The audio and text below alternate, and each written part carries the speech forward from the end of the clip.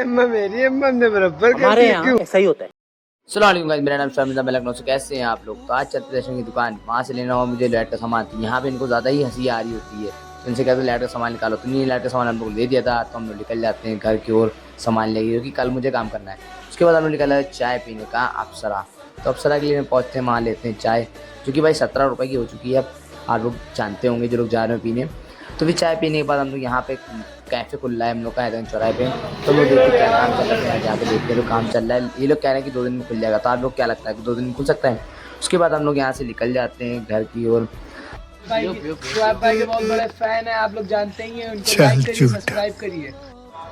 तो अम्मा है हाँ तो वही है ना? तो जाओ घर का है कर।